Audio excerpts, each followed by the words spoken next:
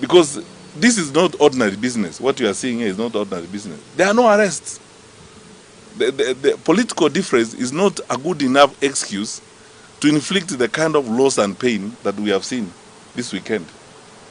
And while we are on that, and I will discuss more of this when I get another opportunity, there's stuff that people are not talking about.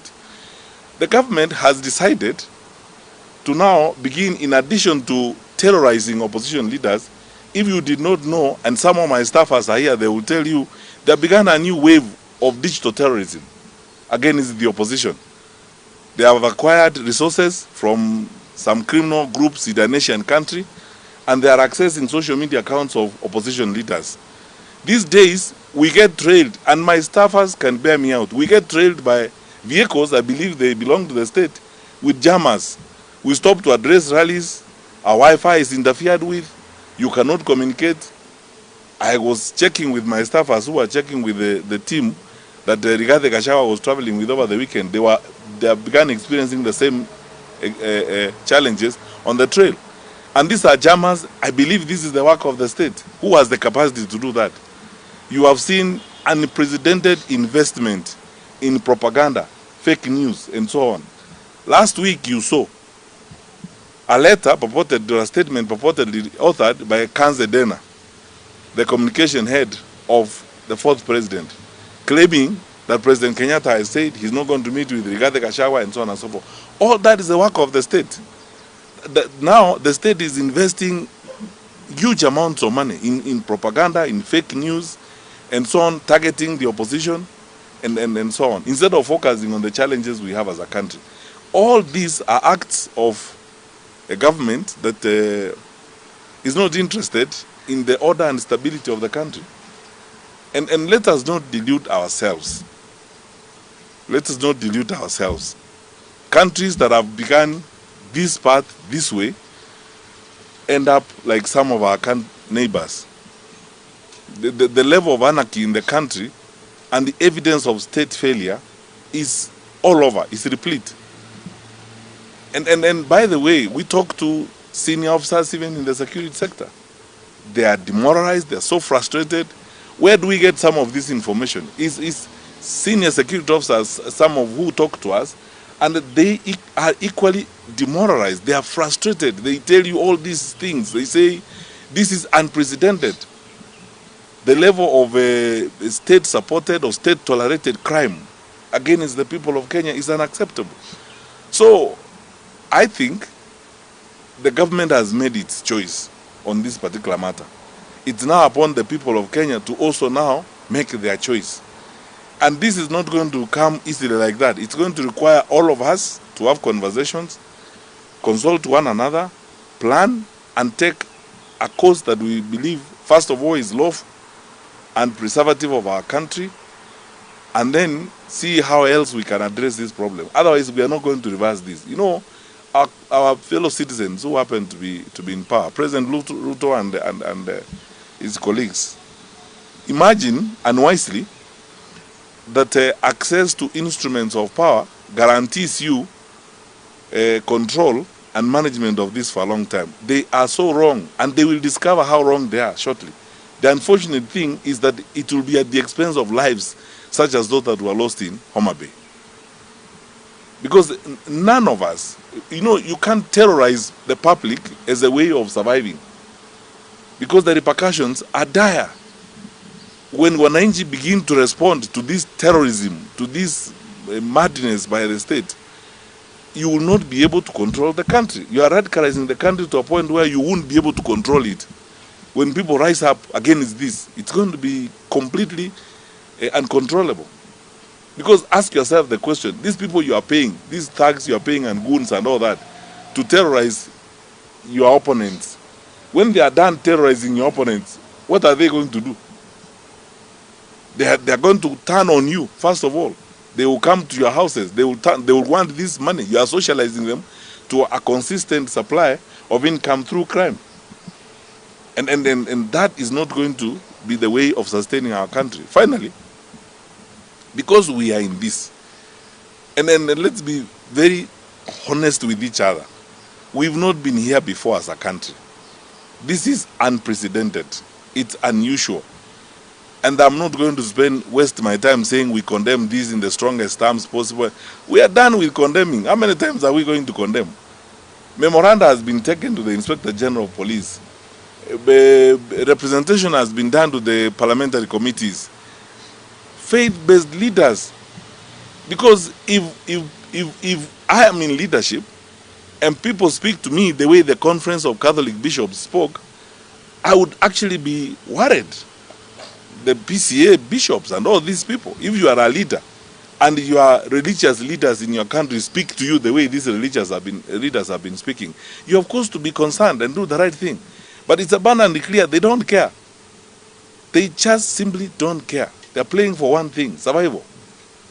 And nothing matters. The independent institutions will be abused. Security sector institutions will be abused so that one end is achieved, political survival. Unfortunately, the cost is very high.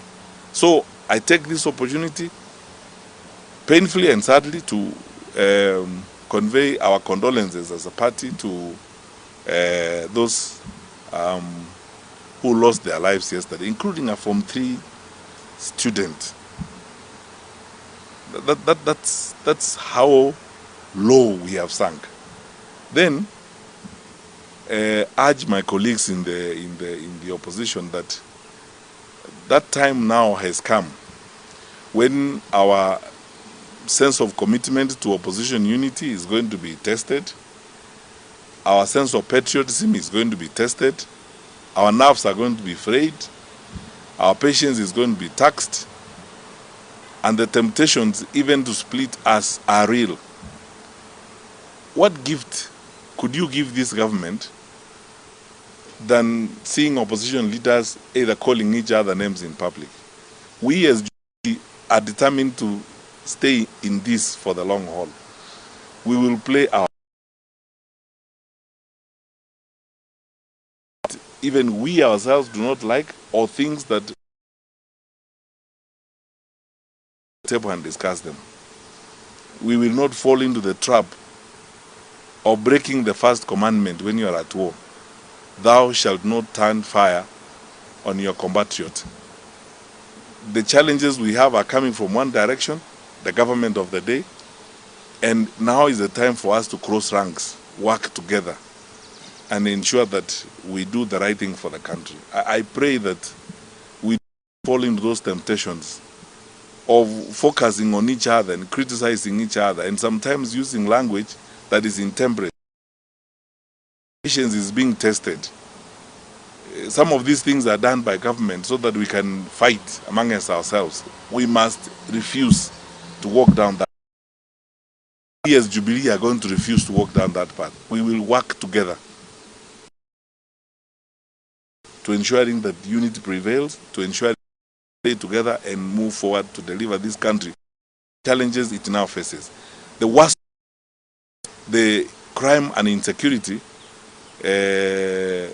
initiated, supported by elements of government. Finally, before I finish, you wonderful people in the press, I want you to check this on your own. Over the years, when we were in government, we always periodically did a mop-up of small arms in the wrong hands because of where we find ourselves as a country. We have porous borders around us, and we have conflict virtually in every one of our neighborhoods. And because of that, we sustained that practice of mopping small arms and burning them every so often. What is harrowing to me, even with the knowledge I have on how the security sector operates, there were armed people in that Homa Bay meeting, some of them shooting. Nobody knows whether they are actually people from the disciplined groups. My sense and suspicion is that there are far too many small arms in the wrong hands in the country, which is now fueling up the confidence of criminals and criminal activity. Now, how do we go to an election in that kind of environment? I don't want to say we're asking the government. This is common sense. It's something they know they ought to do.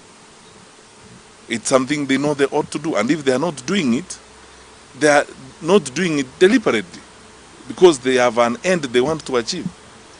I cannot imagine how, with the kind of security resources we have in the country and the kind of infrastructure we have, we could see the violence in the scale of what we saw in Homa Bay. For 2 days, a rural county in Kenya is actually under the spell and control of criminals. For 2 days. And we behave as if this is normal. I have done my duty as a leader on behalf of my colleagues. I have pointed out to the country and I have warned that we have begun our final descension into chaos and anarchy in this country. The question is, what are we going to do as a people? My suggestion is we will have to sit down, consult all actors and choose which path we are going to follow. Because we are beyond that idea of saying we condemn what happened yesterday. We are beyond condemnation. That's what we do every time. And they know, I want to tell fellow Kenyans, people know that I usually speak bluntly this way. Let's stop this pretense. You know, we are not dealing with a normal situation now in the country. We are not. Where? When you see those kinds of things happening, and who will tell me? Who? The county commissioner or the regional commissioner to tell me that that kind of stuff would happen in your area of jurisdiction and you don't have backing from your bosses to witness that kind of nonsense going on there, where citizens are being hurt and being maimed because of politics in broad daylight. The government has chosen that. That's why it's happening. And the deployment of resources, you can see clearly this was very well choreographed, it was very well planned. You don't have to be you can tell the amount of resources being involved, the level of mobilization. The leaders in that area who are organizing that had been swearing all week. And no one is arrested these days, no one is charged in a court of law with that kind of violence. The level of impunity has gone to new levels.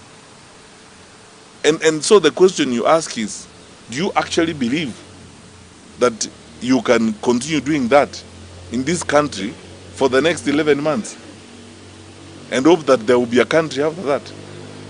The greatest question to Kenyans today and always is, which way Kenya? Are we going to allow our country to burn? Because it's clear, we have begun that path. Or are we going to allow our country to be destroyed? We must answer that question with a resounding no and follow it up with action. The action is we will sit together and figure out what legal way do we go forward, what do we do. All of us who are interested in the stability of the country, political power and all these things are secondary to the lives of our people, to the stability of our nation. Kenya is much more important than any one of us. This is something we have to think and act about. Thank you. Crispin, yeah, I'd say we are good. And unless there's something burning on this particular subject, please.